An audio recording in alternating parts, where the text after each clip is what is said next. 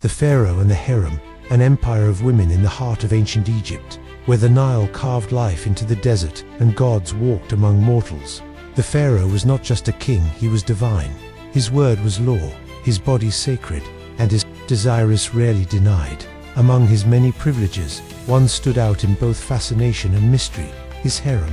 Far from being simply a collection of lovers, the harem was a complex, strategic, and deeply political institution that played a crucial role in the royal court and the fate of the Egyptian empire. To understand the magnitude of a pharaoh's harem, one must first understand who the pharaoh was. He was more than a ruler. He was Horus in human form, the intermediary between the gods and the people.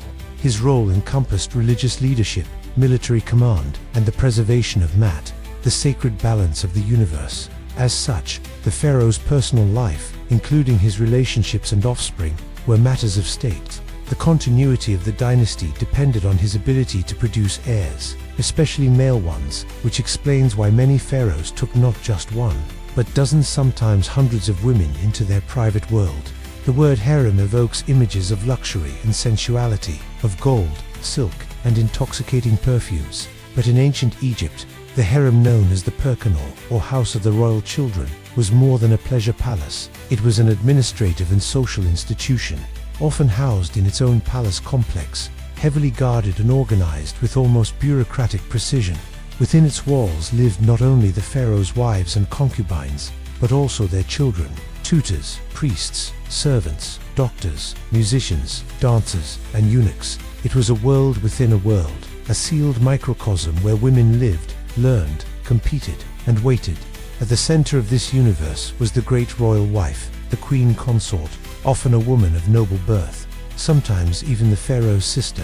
Following the royal tradition of bloodline purity, she held ceremonial and religious authority, appearing alongside the pharaoh in public rituals, inscriptions, and temple reliefs. Yet even her position was never entirely secure. The presence of numerous other wives and concubines meant the royal household was a battlefield of influence, where affection, favor, and the birth of a son could tip the balance of power dramatically. Most women in the harem were not merely chosen for beauty, but for political gain. Marriages were often strategic, strengthening alliances with foreign kingdoms, noble Egyptian houses, or influential priestly families. A daughter of a neighboring king offered in marriage was a pledge of peace and cooperation. In return, she became one of many in the royal circle, her future dictated by the pharaoh's attention or lack thereof. And yet, the stakes were high. A concubine who bore a son, especially if he became crown prince, could surpass queens in power and prestige. Mothers of pharaohs, regardless of their original status, often rose to enormous influence as queen mothers, a title that brought authority even after their sons ascended the throne. Life inside the harem was filled with ritual, routine, and refinement. The women studied music, dance, literature, and religion. They bathed in scented waters, adorned themselves with cosmetics and jewelry, and participated in religious ceremonies within the harem's own temples. But it was also a place of strict hierarchy and limited freedom. Surveillance was constant, and mobility was restricted. Most women, even noble ones, could not leave the palace grounds without permission. Men apart from guards, eunuchs, or specific servants were strictly prohibited from entering. This physical and symbolic isolation preserved the sanctity of the pharaoh's household, but also turned the harem into a cage of silk and gold. Yet this gilded confinement did not prevent ambition from taking root. Throughout Egypt's long history, there are tales of intrigue and rivalry within the harem. Queens conspiring to ensure their son's succession, concubines accused of witchcraft or seduction, plots to poison rivals or win over influential priests. These were not uncommon in the world behind the curtain. The harem, far from being passive or ornamental, was a living political organism, where each woman held potential to change the future of the dynasty. One of the most famous examples of a woman who rose from within the royal household to shape the destiny of Egypt is Hatshepsut. Though her path was unique and not born directly from the harem system, her rise illustrates how female influence could transcend tradition. Initially the great royal wife of Thutmose II, she later became pharaoh in her own right. While not a harem concubine, her journey reflects the shifting dynamics of female power in a male-dominated world, much of which originated in the unseen chambers of the palace. As dynasties changed and Egypt's power waxed and waned, so too did the size and role of the royal harem. During times of great empire and wealth, the harem expanded, sometimes including foreign women from Nubia, Syria, or Mesopotamia. In leaner times, the number of royal wives diminished, and the institution became more symbolic than functional. Nevertheless, it remained a fixture of royal life until the end of ancient Egyptian civilization. To ask how many women a pharaoh could have is not simply to count his partners, but to open a door into a world where desire, diplomacy, divinity, and dynasty intertwined. The harem was not merely a backdrop to royal life, it was an engine of lineage, a theater of ambition, and a fortress of femininity. It was a space where women lived in luxury but navigated the perils of proximity to power, shaping the fate of Egypt in whispers and wombs, in silence and in splendor. The great royal wife, queen among many amid the grandeur of the pharaoh's court and the guarded walls of the royal harem, one woman stood above all others. She was not merely the pharaoh's wife, nor just a figure of elegance or fertility. She was the great royal wife, the HMTN-SWTWRT, the queen consort, whose position signified both divine partnership and political might. In a world where the pharaoh could have countless women, it was this single title that marked the difference between a favored companion and a foundational pillar of the kingdom. To become the great royal wife was to be elevated above concubines, foreign princesses, and even noble-born wives. It meant visibility on temple walls, inscriptions, and statuary. Her name would be spoken alongside the pharaohs in ceremonies and prayers. She would be portrayed offering tribute to the gods, walking beside him in processions, or holding the sacred ankh symbol of life. Her role was not just ceremonial. She was sometimes a coroller in all but name, sharing not only the pharaoh's bed but also his burdens and ambitions. Often, she was his sister or half-sister, maintaining the purity of the royal bloodline, as was customary in many dynasties of ancient Egypt. In other cases, she came from a powerful noble family, offering political alliances within Egypt's elite classes. Once chosen, the great royal wife commanded a level of respect and influence that few women in the ancient world ever attained. This did not mean, however, that her life was free from challenge. The position of great royal wife was both exalted and exposed, surrounded by other women, many of whom vied for attention, favor, and ultimately for the future of their own children. The queen consort walked a fine line between power and peril. Her ability to bear sons was a central concern, for while a pharaoh might have many children, the son of the great royal wife often stood first in line for succession. In some cases, especially when the pharaoh's reign was long or politically stable, this tradition held strong. In other moments of unrest, however, the mother of the heir could come from a lower-ranking wife or concubine, thus igniting tensions and rivalries within the harem. The great royal wife had to be more than a figurehead. She had to be diplomatic, intelligent, and often deeply involved in the religious life of Egypt. Queens were closely linked to goddesses like Hathor and Isis, and by extension, their rituals and temples. The queen might oversee the building of sanctuaries, sponsor priestesses, or take part in rites connected to fertility and rebirth. Her spiritual role helped legitimize her authority and tied the royal family more closely to divine order. Among the most famous women to hold this title was Nefertari, wife of Ramses II, whose tomb in the Valley of the Queens remains one of the most exquisite monuments of love and power ever discovered. Nefertari's image appears beside that of Ramses, not as a passive consort, but as a partner in ritual and glory. Her tomb inscriptions refer to her as one for whom the sun shines, a poetic symbol of her radiance and status. Similarly, Queen T, wife of Amenhotep III, wielded extraordinary influence. Despite not being of royal blood herself, T became the dominant female presence in her husband's court. Foreign rulers addressed her directly in letters preserved on clay tablets, acknowledging her political role and authority. She remained influential even during the reign of her son, Akhenaten. These examples show that the title of Great Royal Wife was not merely decorative. It came with weight, opportunity, and responsibility. Still, not all great royal wives were remembered so fondly or clearly. Many have been lost to history, their names erased or buried beneath the sands of time and politics. Others were replaced, disgraced, or simply overshadowed by rising figures within the harem. The pharaoh, after all, had the power to elevate or demote his consorts at will.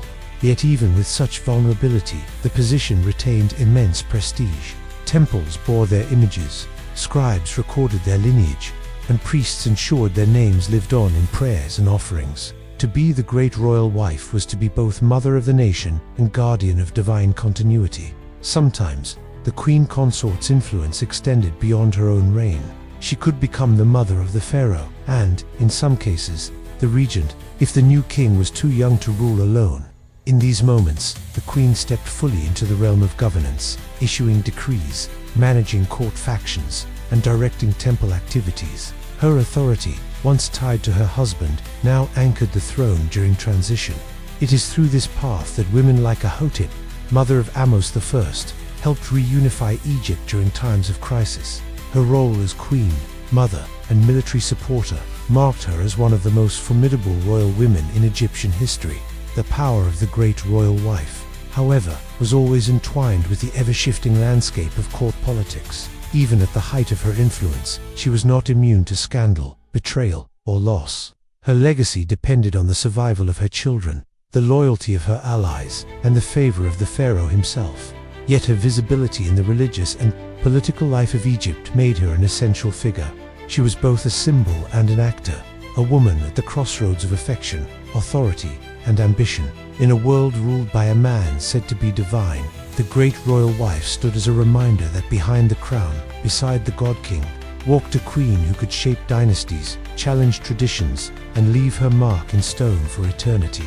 The secondary wives, politics, alliances, and luxury beyond the figure of the great royal wife, the pharaoh's household extended into a vast network of women whose roles, while secondary in title, were essential to the fabric of Egypt's royal and diplomatic structure. These were the secondary wives, women of noble lineage, foreign royalty, or elite Egyptian families, who were brought into the royal palace not merely as companions but as instruments of diplomacy and political strategy. Their presence in the pharaoh's life was part of a larger game of power, one where marriage functioned as a tool of influence, negotiation, and control. In an age where empires rose and fell through alliances and bloodlines, the pharaoh's secondary wives were often the visible threads connecting Egypt to the greater world beyond the desert. Marrying daughters of foreign kings was a practice, not unique to Egypt, but one that the pharaohs elevated to a diplomatic art. A treaty sealed with a royal marriage could ensure peace for generations, stabilize border regions, and signal mutual respect between rival powers. A foreign princess, arriving in Egypt, would be welcomed with ceremony and gifts. But the reality she entered was far from the freedom of her father's court. Once inside the harem, her life became one of luxurious captivity. She lived surrounded by wealth and beauty, with access to perfumes, jewelry, silks, and fine food. But her movements and freedoms were strictly controlled. She could not leave the palace without permission, nor could she return home. Her identity was reshaped to serve the pharaoh and the divine ideals of Egyptian kingship. Despite this confinement, these women were not without ambition. Their political value did not end with their marriage. Many came with their own attendants, knowledge of foreign languages, and in some cases, the ability to influence Egyptian foreign policy by maintaining contact with their homelands through letters and emissaries. The power of a secondary wife could grow significantly if she bore a child, especially a son. While the child of the great royal wife traditionally held the strongest claim to the throne, there were instances where a son from a lesser wife rose to become pharaoh. This possibility turned the harem into a silent battlefield, where each woman sought to secure not only her own favor, but the future of her offspring. Mothers coached their sons, forged alliances with priests or military leaders, and sometimes engaged in sabotage against rivals. Though no swords were drawn in the open, the struggles were fierce, fought with rumors, flattery, and cunning. Egyptian records occasionally hint at such rivalries, though rarely with explicit detail, as royal archives were often curated to present a unified, divine image of the royal household. Within this hierarchy, secondary wives often lived lives of extraordinary luxury. Their quarters were richly adorned, their attendants numerous, and their days filled with music, poetry, and ritual. They bathed in perfumed oils, adorned themselves with fine linens and gold, and participated in the elaborate festivals of the court. Some took on religious roles within the harem, dedicating themselves to temple service or the worship of deities like Hathor or Isis.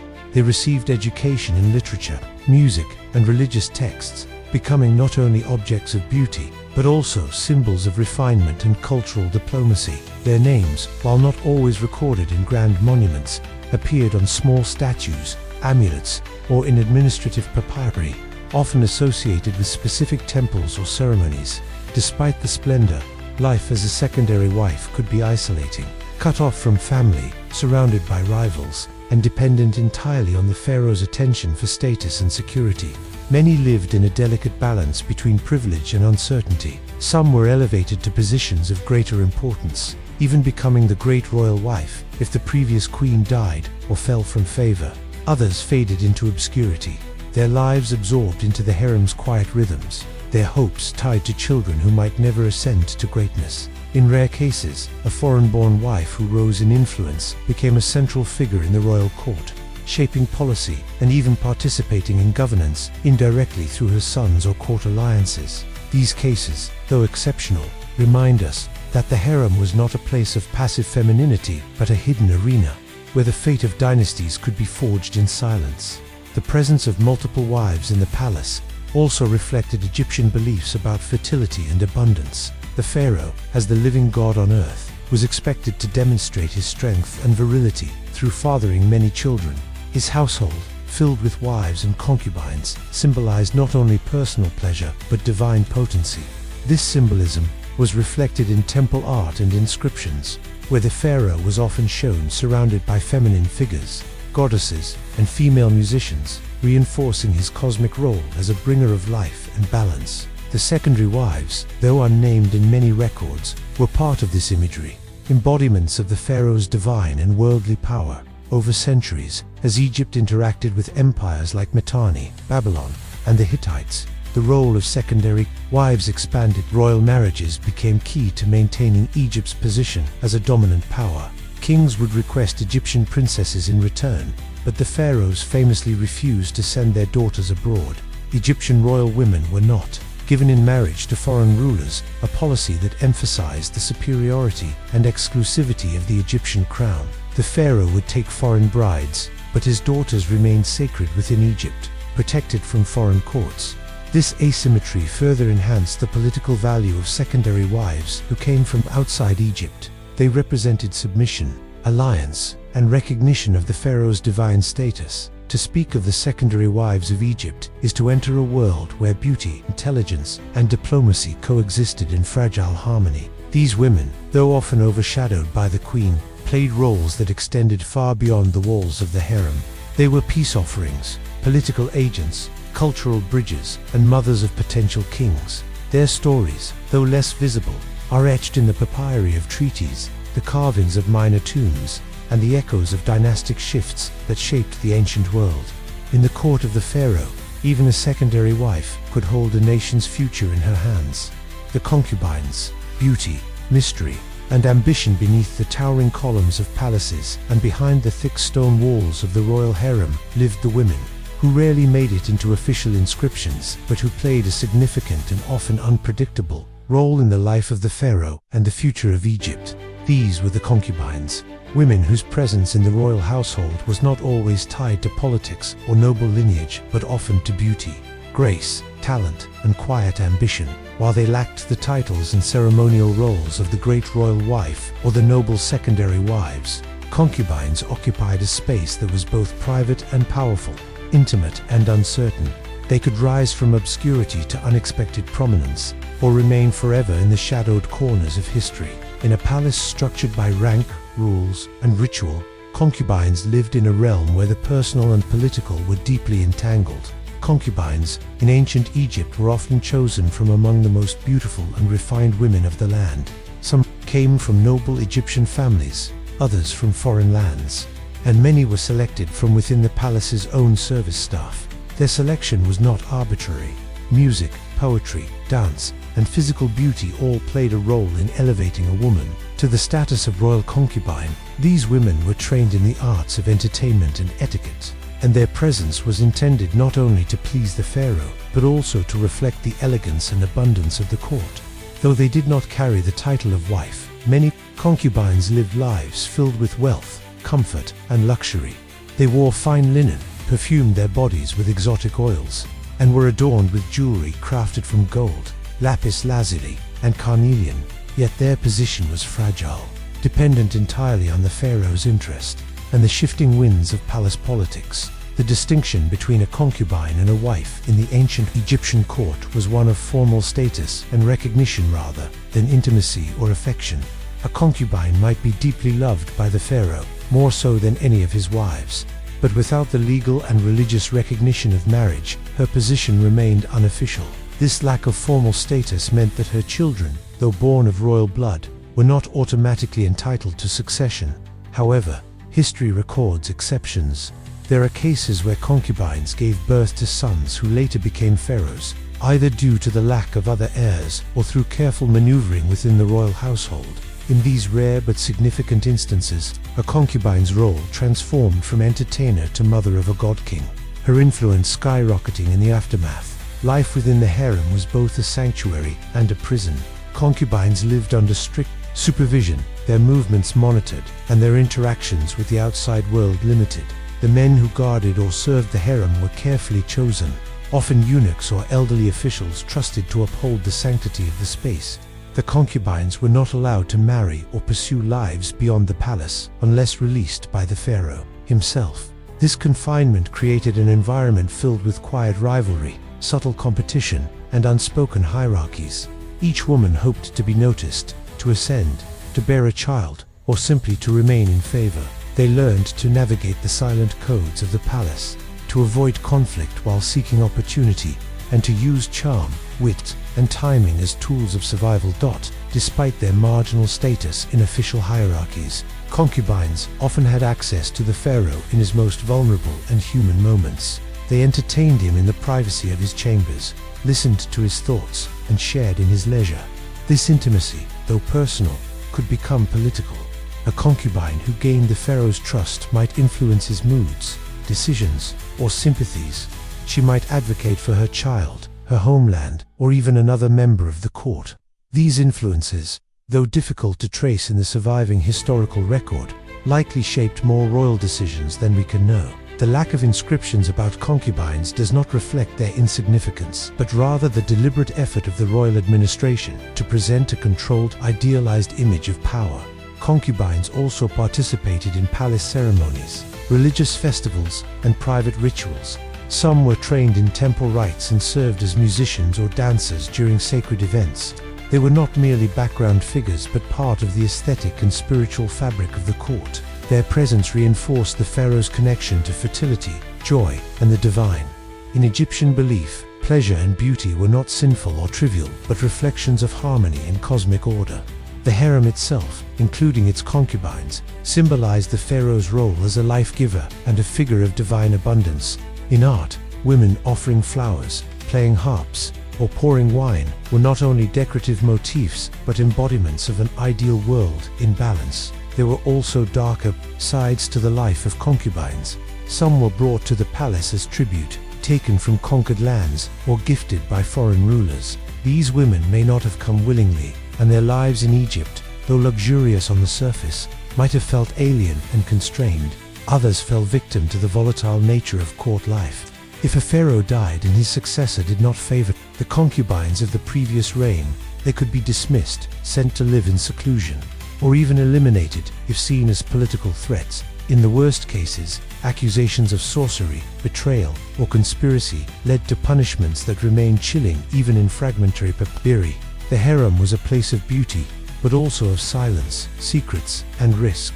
Nevertheless, some concubines left behind faint traces of their existence, small funerary stelae, personal items inscribed with names, or mentions in court documents, give us glimpses into their lives.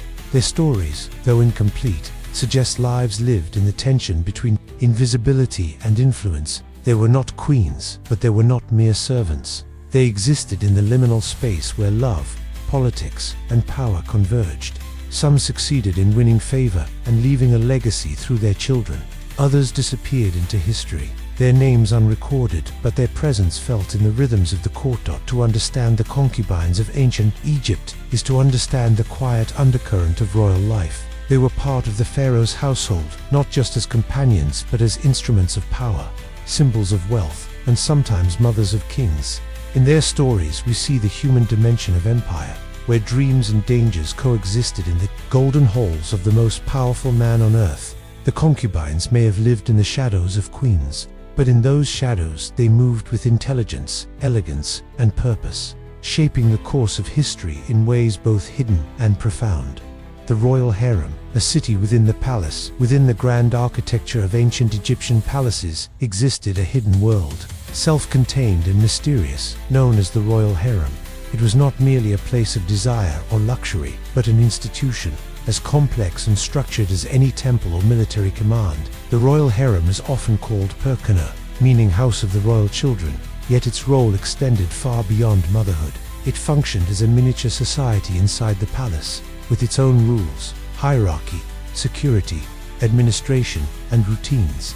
It was a world designed to house the pharaoh's many wives, concubines, children, and their attendants, and to protect the sanctity and exclusivity of the pharaoh's intimate domain. From the outside, it may have seemed like a paradise of beauty and pleasure, but within its walls were tension, politics, ambition, and restraint. Physically, the harem was a complex of buildings, gardens, pools, and private quarters, often located within or beside the main palace compound. It was heavily guarded and isolated from the public eye. Entry was forbidden to all men except the pharaoh himself and a few select individuals, such as eunuchs, elderly priests, or high-ranking officials with special permission. The walls were tall and secure, designed to ensure privacy and protection. Inside, the women lived in spaces that were both elegant and confined. Courtyards offered sunshine and air, while decorated rooms, filled with cushions, tapestries, cosmetics, and fine clothing, provided comfort. Fountains and lotus ponds enhanced the beauty of the environment, reinforcing the image of the harem as a sacred garden for the god-king. But beneath this beauty was an order as rigid as any military post. The royal harem had a clear internal hierarchy. At the top was the great royal wife, if she lived within its confines. Below her were the secondary wives, each with their own rooms, attendants, and schedules. Concubines occupied their own ranks depending on favor, family status, or the attention they received from the pharaoh. There were also singers, dancers, seamstresses, cooks, perfumers, and female scribes, all working to maintain the daily life and ceremonial routines of the women. Supervising them all was an official, sometimes referred to as the overseer of the harem, who ensured that discipline, order, and decorum were maintained. Every detail, from clothing preparation to mealtimes, from religious rituals to leisure activities, followed a schedule governed by custom and tradition. Children of the pharaoh, especially daughters, were often raised within the harem. Sons might remain there during early childhood before moving to be educated with royal tutors in separate institutions. Young girls were taught music, religion, etiquette, and languages. Some were destined to join the harem as future wives or concubines of the pharaoh or his successors. Education was not merely ornamental. These young women were expected to uphold the cultural ideals of refinement, grace, and religious piety. They were trained to embody the virtues associated with the goddess Hathor, who symbolized joy, love, and feminine beauty. The harem thus functioned as both home and school, a place where future queens, mothers, and court influencers were groomed in silence. Security and secrecy were central to the harem's existence. Guards were positioned at entrances and perimeter. Walls, messages, deliveries, and interactions with the outside world were strictly monitored. The seclusion of the harem was not only to protect the pharaoh's personal domain, but also to prevent scandal, gossip, and political interference. The women of the harem, especially those close to the pharaoh, were powerful assets or dangerous threats depending on the context. In some dynasties, plots and conspiracies emerged from within the harem, involving servants, concubines, or even members of the royal family. These incidents, though often erased or downplayed in official records, suggest that the harem was far from a passive environment. It was a stage for ambition, where women might rise from obscurity to influence, or fall from favor in a single moment. Religious life also played an important role inside the harem. Small chapels and shrines were dedicated to female deities such as Hathor and Isis. Women participated in offerings, incense rituals, and songs to honor the gods. They celebrated festivals and observed lunar cycles. Religious education and ritual participation enhanced their status and gave them spiritual grounding in a world that often restricted their freedom. Music and dance were not only forms of entertainment, but sacred acts performed during rituals or special occasions. Instruments such as harps, flutes, and sistrums filled the air, blending devotion and artistry in a uniquely Egyptian harmony of the sacred and the sensual. Despite the beauty and cultural richness of the harem, it was also a place of intense emotional complexity. Many women lived there without ever seeing the pharaoh. Others waited months or years for a single evening in his presence. Some women were loved, others ignored. Rivalries formed, alliances shifted, and rumors circulated. The lack of external contact and personal agency created an atmosphere where power was measured in subtlety, influence, and proximity to the throne. A single glance from the pharaoh could elevate a woman's status, while his silence could consign her to obscurity. In such a world, personal ambition had to be disguised as grace, and strategy had to be cloaked in obedience. Over time, the nature of the harem changed. During certain periods of prosperity, the harem expanded with more women, more staff, and more luxurious surroundings. During times of political instability or economic decline, it was reduced in size and influence. Yet it always remained a central part of the royal household, reflecting not only the pharaoh's personal life, but the values and structures of Egyptian society. The harem was a reflection of the divine order, the balance between chaos and control, beauty and discipline, emotion and duty. To imagine the harem as merely a place of pleasure is to misunderstand its true nature. It was a complex institution that blended family, religion, culture, education, and politics into a single hidden world.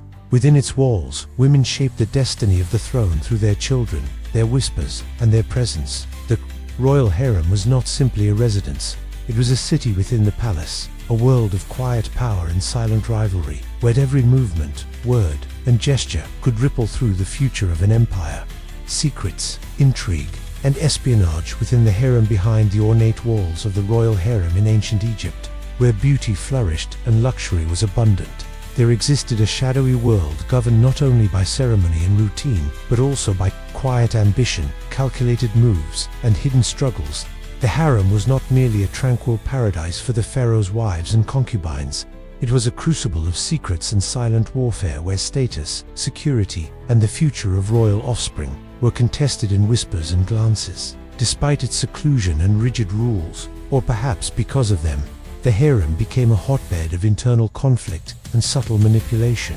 While official records portrayed it as a serene and divine sanctuary, the lived reality was far more complex and volatile. Ambition did not stop at the harem gates. It adapted to the environment, wore soft clothing, and spoke in careful tones.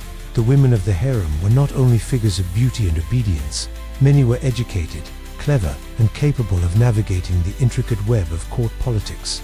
Their survival and elevation within the royal hierarchy often depended on more than just favor from the pharaoh. Alliances were forged within the harem itself, often among concubines, secondary wives, or even their attendants. These alliances might offer protection, help advance one's children, or gather information about rivals. Secrets were the currency of power, and those who had access to knowledge could manipulate situations without ever leaving the confines of the palace. Information about a competitor's background, her standing with the pharaoh, or her potential pregnancy could become a weapon in the delicate balance of influence. Spying was not always formal or coordinated, but it was present in the daily life of the harem. Servants, guards, and attendants were often drawn into subtle games of observation and loyalty. A servant who overheard a conversation or noticed a change in routine might be persuaded or bribed to share that detail with another woman or her circle. In an environment where opportunities were rare and envy plentiful, even the smallest advantage could shift the balance of favor. These acts were usually masked behind formal etiquette and silence, but their impact was real. The pharaoh himself, often shielded from the internal workings of the harem, might not see the manipulation directly, but he would feel its effects through behavior, rumors, or emotional appeals. Those closest to him could frame perceptions, hide truths, or exaggerate offenses. One of the most famous and telling examples of harem intrigue comes from the time of Ramses III. During the 20th dynasty, a conspiracy known today as the harem plot unfolded within the very heart of the royal household. Documents known as the Judicial Papyrus of Turin reveal a chilling attempt by one of the pharaoh's secondary wives, Queen Ti, not to be confused with the earlier Queen Ti, to assassinate the king in order to place her son, Pentuer, on the throne. With the help of palace officials, guards, magicians, and even servants, she orchestrated a plan that involved incantations, smuggled messages, and coordinated attacks. Although the plot ultimately failed and the conspirators were executed, or forced to take their own lives, the episode shows just how potent the internal rivalries of the harem could become. The attempt on the pharaoh's life did not arise from outside enemies, but from within the guarded walls of his own household. Not all intrigue took such dramatic form. More often, it was quiet and calculated. A woman might delay announcing a pregnancy to avoid attracting jealousy. A concubine might gift a piece of jewelry to the great royal wife as a gesture of loyalty, masking her intentions with flattery. An attendant could be replaced after rumors of divided loyalties. The harem was a social labyrinth where power was both visible and invisible, and survival required tact, restraint, and awareness. Even the youngest girls being groomed within the harem were taught to observe and remain discreet. From the moment they entered the palace, they learned that words could be dangerous, and silence was often a safer strategy. Beyond the women themselves, the men who had limited access to the harem also played roles in its hidden dramas. Some were eunuchs assigned to guard or oversee the administration of the harem. Others were priests or officials sent to consult on religious or ceremonial matters. These men, trusted yet watched, might become conduits of information, intentionally or otherwise. Letters were exchanged with care, sometimes hidden in fabrics or gifts, and any connection to the outside world could become a risk or a lifeline. The pharaoh's trust in those who managed the harem was critical, and betrayal by a single official could bring down the entire structure of secrecy and control. Religious rites within the harem were also moments of vulnerability. During festivals or temple observances, when the women were allowed more visibility and contact with other parts of the palace or even the city, messages could be passed, alliances reinforced, or suspicions confirmed. Under the guise of worship, the lines between piety and politics often blurred. Dreams were interpreted, omens read, and divine approval invoked to justify ambitions or undermine rivals. The gods themselves, or at least their priests, were drawn into the web of influence woven behind the scenes. The complexity of harem intrigue was not solely a product of feminine rivalry. It was a reflection of the broader Egyptian system, where lineage, inheritance, and divine rule made every relationship a potential matter of state. A woman who bore the future king might influence Egypt for decades. A whisper of infidelity or disloyalty could lead to disgrace or death. The stakes were enormous, and the women of the harem knew it. While they might live in comfort and luxury, their lives were shaped by constant awareness of danger, competition, and the invisible currents of power that flowed through the royal household. In modern imagination, the harem is often romanticized as a place of sensuality and leisure, but beneath the surface of scented oils, fine linens, and soft music lay a far more intense reality. The harem was a political sphere, a court within the court, and a battlefield of quiet wars. Its inhabitants were not passive figures, but active, participants in the shaping of dynasties and the making of kings. Their tools were not swords or laws, but charm, knowledge, and influence. In their silence they wielded power, and in their shadows they cast long and lasting effects on the history of ancient Egypt. Children of the harem, royal sons and daughters inside the protected and mysterious walls of the royal harem. The birth and upbringing of children were among the most significant aspects of court life. These were not ordinary children. They were sons and daughters of the divine Pharaoh, potential heirs to the throne, or future instruments of political alliance. From the moment they were born, their lives were shaped by tradition, expectation, and strategy. The harem, while often imagined as a place of feminine beauty and luxury, was also a royal nursery, a place where the future of Egypt was quite literally being raised. The presence of so many women from different origins, ranks, and intentions meant that the arrival of a child could instantly shift the balance of power. A concubine who gave birth to a healthy son was no longer a mere companion. She became the mother of a prince, a figure of influence, and possibly the matriarch of a new royal line. For this reason, pregnancy and childbirth in the harem were treated with great care and attention. Midwives and physicians attended the mothers.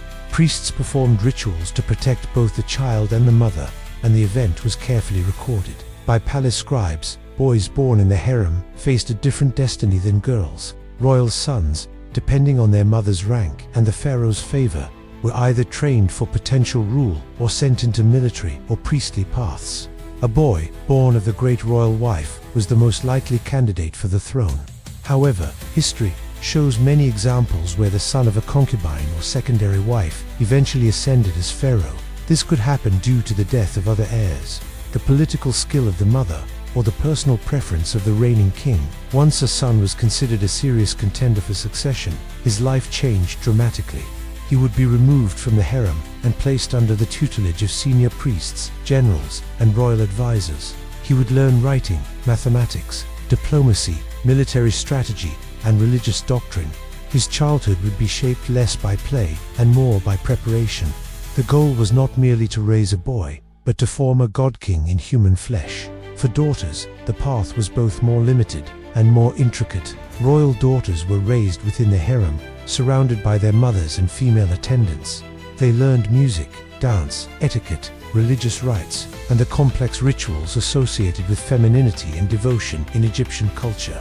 Some were later married to high-ranking officials within Egypt. Others remained in the court and served as priestesses, often dedicated to specific gods or temples. In rare and notable cases, royal daughters were elevated to the status of great royal wife and even married to their own father or brother.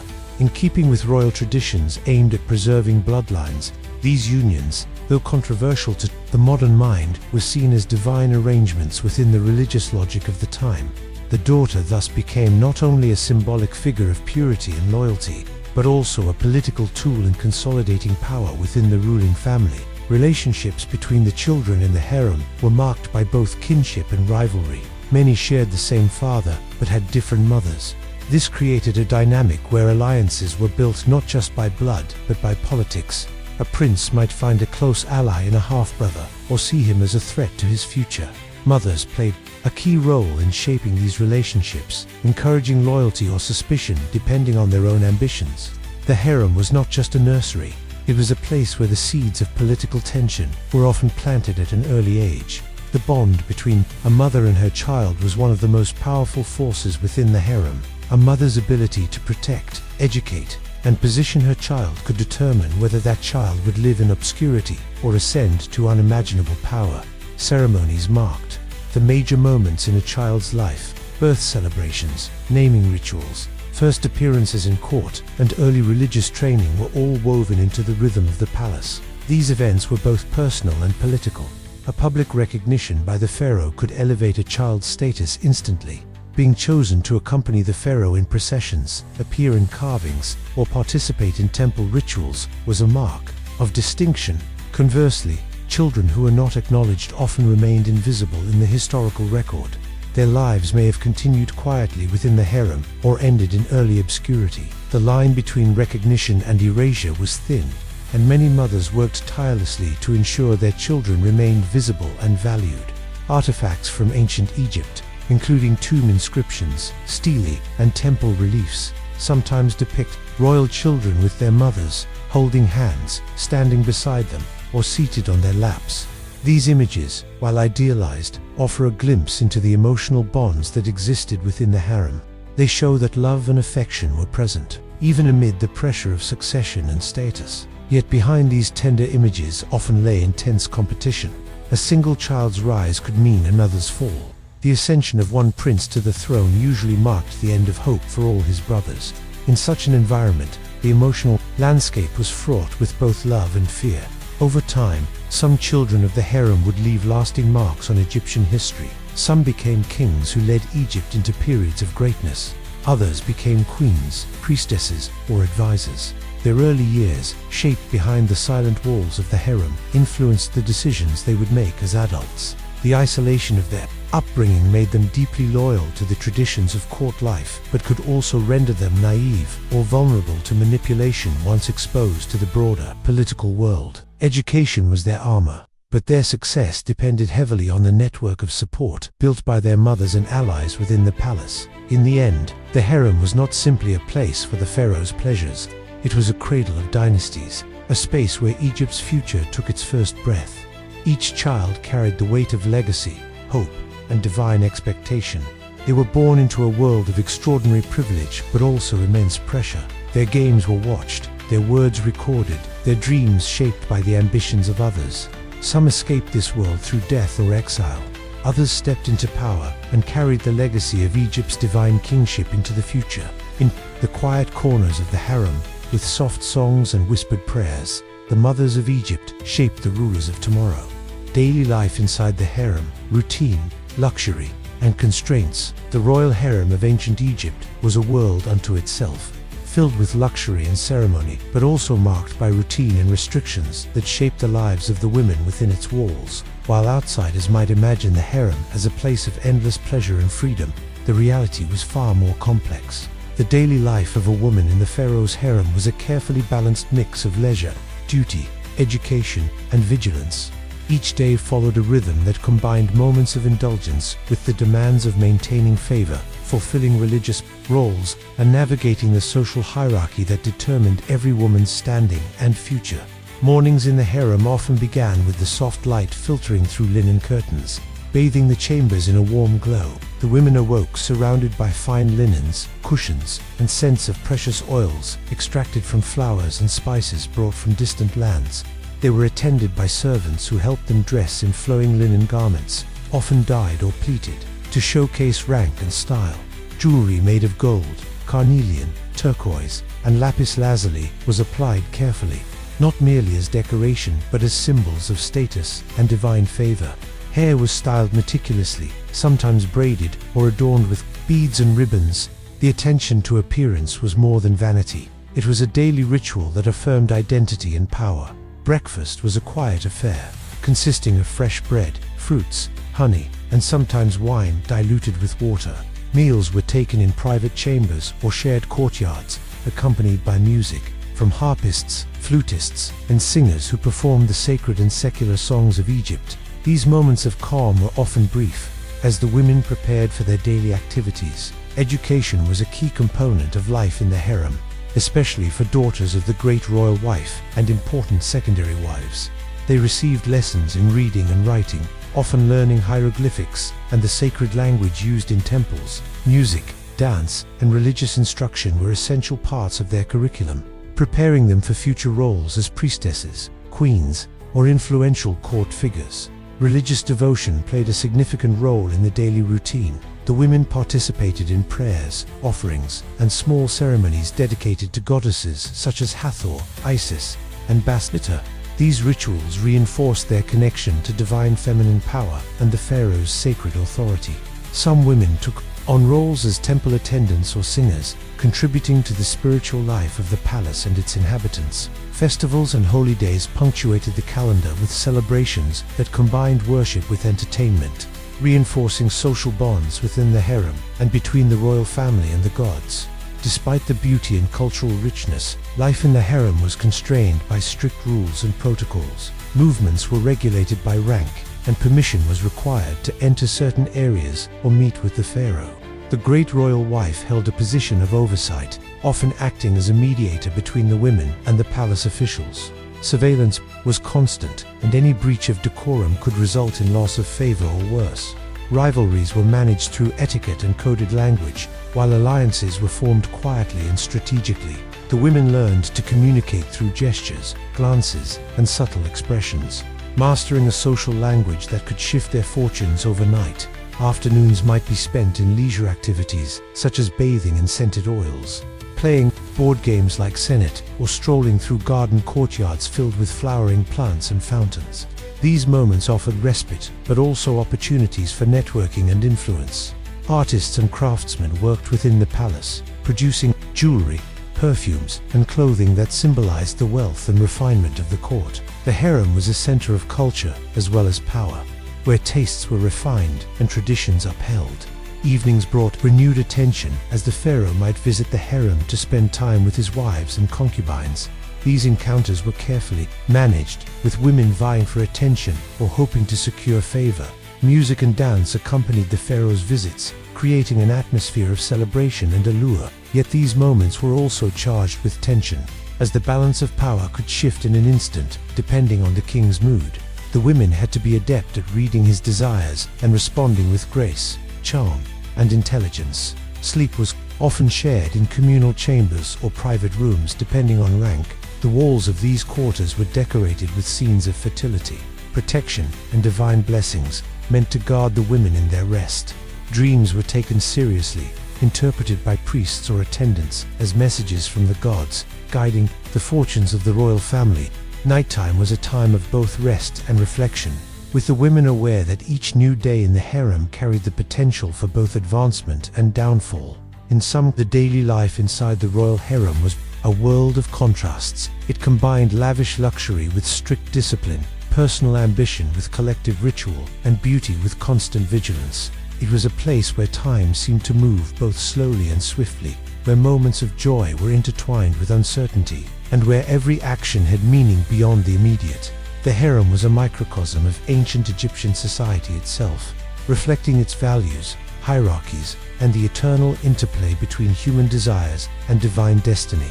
The role of music, dance, and arts in the harem, the royal harem of ancient Egypt, was a place where beauty and culture intertwined. And among the most important aspects of daily life were music, dance, and the arts. These forms of expression were not merely entertainment, but integral to the spiritual, social, and political fabric of the harem. The women of the pharaoh's household were both patrons and performers, cultivating artistic skills that reinforced their status, pleased the king, and maintained the sacred harmony believed essential to the well-being of the kingdom. Music and dance were seen as gifts from the gods, tools of communication with the divine, and expressions of joy and fertility. Within the harem, they served to create an atmosphere of grace, celebration, and divine favor. Music was everywhere. In the harem, from the gentle strumming of harps to the rhythmic beats of drums and the soft melodies of flutes, skilled musicians, often women trained from childhood, played a variety of instruments that ranged from simple rattles to complex stringed instruments. The harp, with its soothing tones, was among the most revered. Singers, both professional and amateur, accompanied these instruments with songs that praised the pharaoh, the gods, or the beauty of life itself. These songs could be joyful or solemn, recounting myths, celebrating victories, or invoking blessings. Music accompanied meals, religious ceremonies, and private moments, filling the palace with a constant stream of sound that was both comforting and elevating. Dance was equally vital in the harem. Dancers performed intricate routines that combined fluid movements, gestures, and expressions designed to tell stories or convey emotions. Dance was closely linked to religious practice and ritual. Certain dances were performed in honor of specific deities like Hathor, the goddess of music and joy, or Isis, the protector of the throne. The women of the harem learned these dances as part of their education, not only to entertain, but to participate in sacred ceremonies that reinforced the pharaoh's divine rule. Dance was a language without words, a way to communicate with the gods and the court alike. It was also a social skill, a means to gain favor or influence within the complex hierarchies of the palace. The visual arts also played a significant role in the harem environment.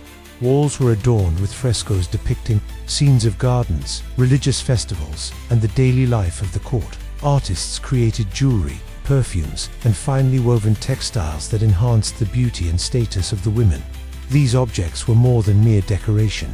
They were symbols of identity, power, and connection to tradition. Many women in the harem were patrons of the arts, commissioning works that reflected their personal tastes or religious devotion.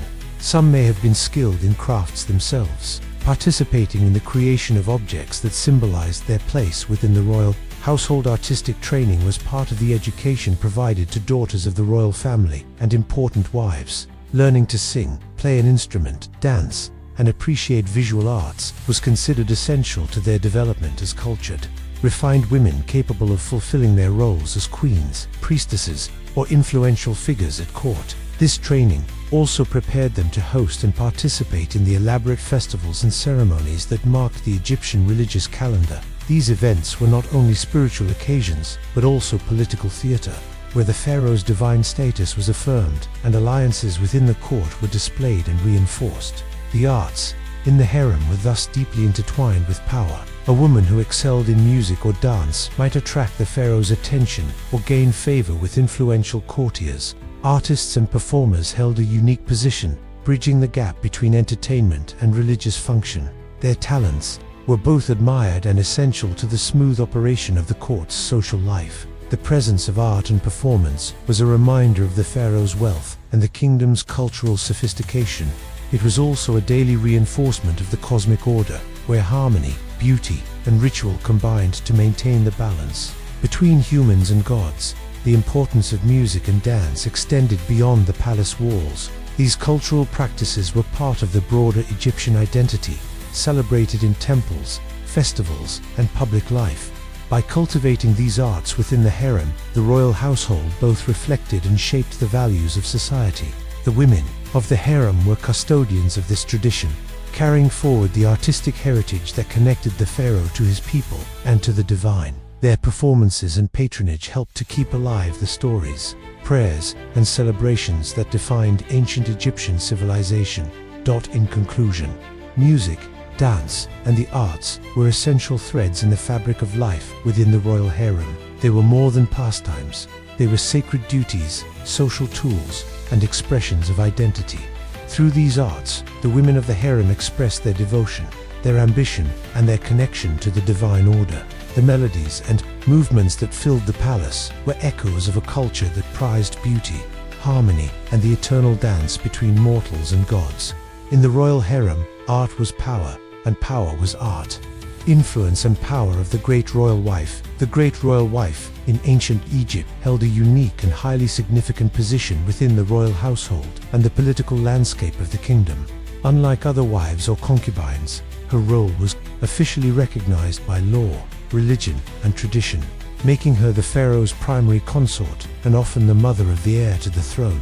Her influence extended beyond the personal realm into matters of state, religion, and diplomacy. As the highest-ranking woman in the palace, the great royal wife was a symbol of stability, continuity, and divine partnership with the pharaoh. Her presence was a living affirmation of the sacred order that Egypt depended on for its prosperity and survival. The title of Great Royal Wife was not merely ceremonial. She held official duties, participated in religious rituals, and often managed the complex affairs of the royal household, including the administration of the harem. In some cases, she acted as regent when the pharaoh was too young or incapacitated, wielding power on his behalf. Her role was a blend of queen, priestess, diplomat, and mother, requiring a combination of grace, intelligence, and political acumen. Her relationship with the pharaoh was both personal and public, reflecting the ideal union between god and goddess, man and woman, ruler and protector. One of the primary responsibilities of the great royal wife was to bear children, especially sons who could inherit the throne. Her fertility and the legitimacy of her offspring was central to her status.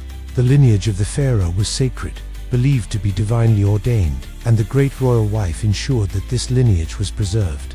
This expectation placed immense pressure on her, as failure to produce an heir could diminish her influence or lead to political challenges from rival wives or concubines. However, bearing the heir also elevated her position, granting her unparalleled authority and respect within the court and among the priests. Religion played a crucial role in defining and enhancing the great royal wife's power. She was often associated with goddesses such as Hathor, Isis, and Mut, who embodied motherhood, protection, and divine femininity. Through rituals and ceremonies, she participated in the sacred functions that legitimized the pharaoh's rule. The great royal wife might be depicted in temple reliefs alongside the pharaoh, offering symbols of power or receiving blessings from the gods. These images reinforced her divine role and her connection to the cosmic order. Her presence in religious festivals and temple activities was essential in maintaining the spiritual harmony between the king, the gods, and the people. Politically, the great royal wife could wield considerable influence behind the scenes. She advised the pharaoh, managed court affairs, and sometimes intervened in disputes or negotiations. Marriages between the royal family and foreign princesses often involved the great royal wife. who could act as a diplomatic bridge or guardian of alliances.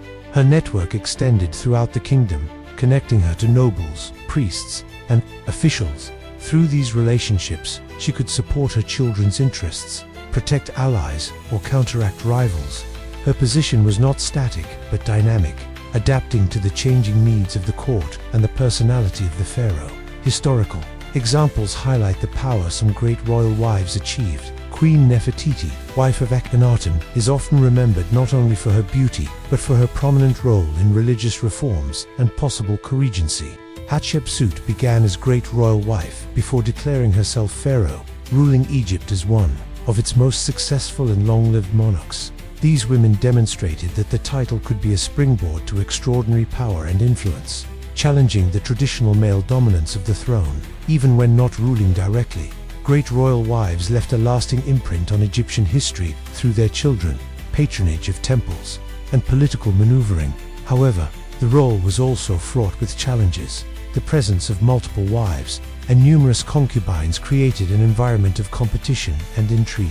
The great royal wife had to maintain favor with the pharaoh while managing jealousies and rivalries within the harem. Failure to do so could lead to loss of status, exile, or worse. The political and personal pressures were immense, requiring a careful balance of diplomacy, charm, and strength. The great royal wife's success depended on her ability to navigate these complexities while embodying the ideals expected of her by tradition and religion. In essence, the great royal wife was the embodiment of the pharaoh's feminine counterpart, sharing in his divine right and earthly responsibilities. Her power was multifaceted, blending the personal with the political, the spiritual with the practical. She was a queen in the fullest sense, shaping the destiny of Egypt through her presence, her offspring, and her actions. Understanding her role offers a glimpse into the intricate workings of royal power in ancient Egypt, where gender, divinity, and authority intersected to create one of history's most fascinating dynasties.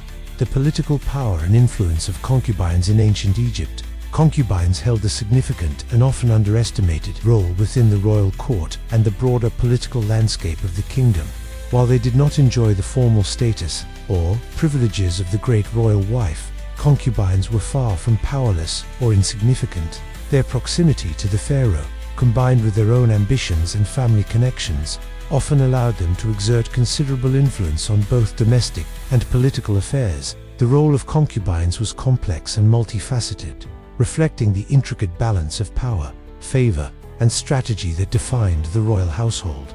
Concubines were often women of noble birth or daughters of important officials who entered the harem as part of political alliances or diplomatic arrangements. Their presence was a means for the pharaoh to secure loyalty from powerful families across Egypt or from foreign territories.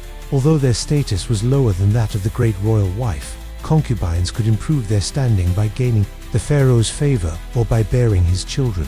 The birth of a son, in particular, could elevate a concubine's position dramatically, sometimes allowing her to rival the great royal wife in influence. This created a delicate and competitive environment within the harem, where concubines carefully navigated their relationships with the pharaoh, other wives, and influential courtiers.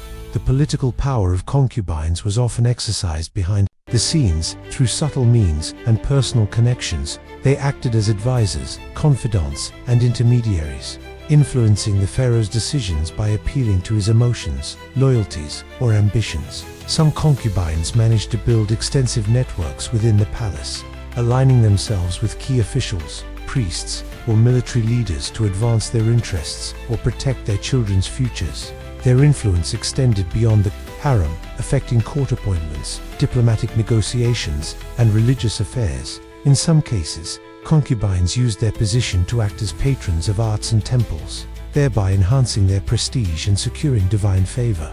Despite their important roles, concubines faced considerable challenges. They lived under constant scrutiny and pressure to maintain the pharaoh's favor in an environment filled with rivalry and intrigue.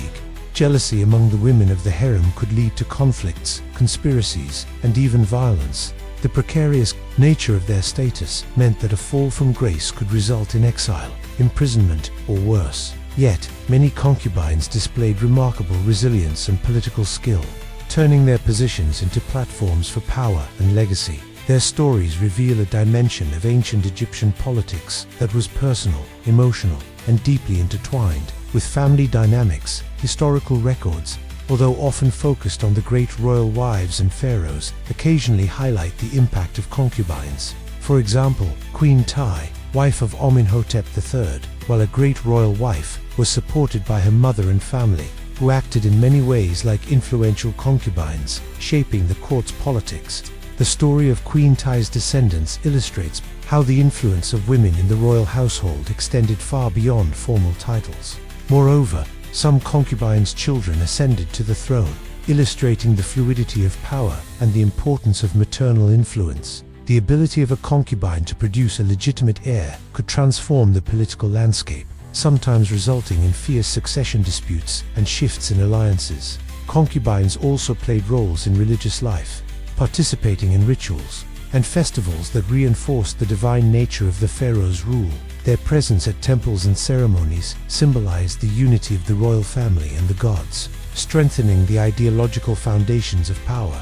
By engaging in these sacred duties, concubines connected themselves and their offspring to the divine order, legitimizing their place within the royal hierarchy. This blend of religion and politics was a hallmark of Egyptian kingship, where earthly authority was inseparable from spiritual sanction. In conclusion, concubines in ancient Egypt were far more than secondary companions to the pharaoh. They were influential players in a complex system of power, using personal relationships, family networks, and political savvy to shape the course of the kingdom. Their stories remind us that history is often written in the shadows, where whispered alliances and quiet ambitions drive the fate of nations. The royal harem was not only a place of beauty and luxury, but also a center of political strategy and social negotiation, where concubines carved out roles that could impact Egypt's destiny.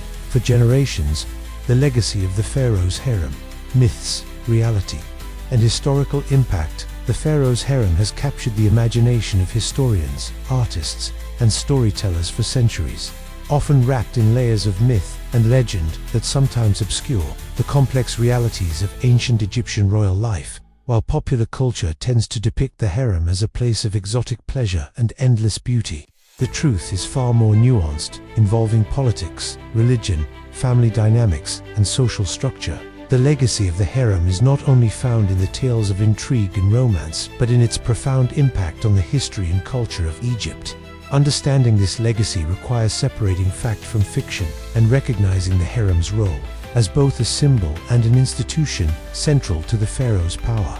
The concept of the harem as a large, secluded group of women living solely for the pleasure of the king is a modern interpretation influenced by later cultures and Orientalist imaginations. In ancient Egypt, while the pharaoh did maintain multiple wives and concubines, the harem was much more than a private collection of companions.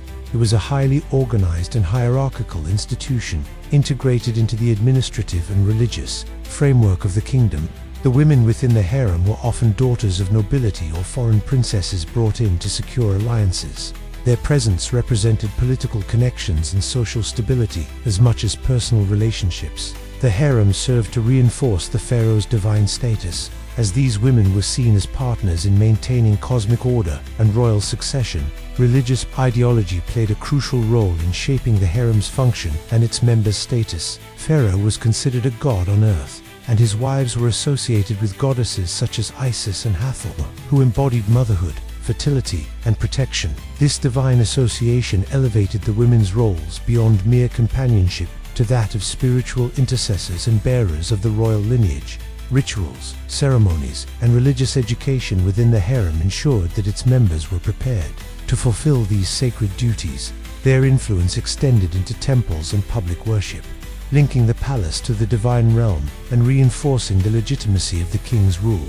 Historically, the children born in the harem, especially sons, were central to the continuation of dynasties. The selection and upbringing of heirs were matters of utmost importance, shaping not only family dynamics, but the fate of Egypt itself. Succession disputes, often fueled by rivalries among mothers and their factions, were common and sometimes violent.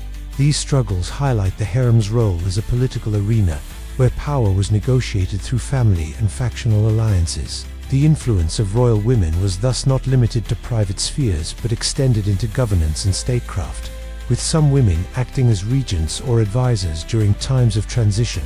The stories of famous queens and consorts illustrate the harem's historical significance. Women such as Hatshepsut Nefertiti and Cleopatra emerged from the royal household to become powerful rulers in their own right, challenging traditional gender roles and shaping Egypt's political landscape. Their legacies demonstrate how the harem could be a training ground and launchpad for female authority.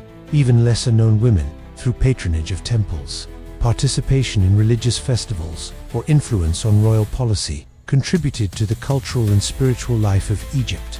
The harem was a center of female power that often worked quietly but effectively behind the scenes. Over time, the image of the pharaoh's harem evolved and was interpreted through various cultural lenses, sometimes losing touch with its original context. Orientalist art and literature of the 19th and early 20th centuries portrayed harems as places of erotic fantasy and captivity, reinforcing stereotypes disconnected from historical evidence. Modern scholarship, through archaeology and textual analysis, has helped to restore a more balanced understanding of the harem's role. It is now seen as a complex institution that reflected ancient Egypt's social hierarchies, religious beliefs, and political realities. The women of the harem were not mere spectators but active participants in the kingdom's destiny. The legacy of the pharaoh's harem also offers insights into the broader history of gender and power. It challenges simplistic notions of female passivity and male dominance by revealing a world where women exercised influence in subtle but profound ways. The strategies they used to gain and maintain power through marriage, motherhood, diplomacy, and religion resonate with patterns found in other ancient and modern societies. The harem thus serves as a lens to explore how gender, politics, and culture intersect in the making of history. In conclusion, the pharaoh's harem was far more than a symbol of luxury and sensuality.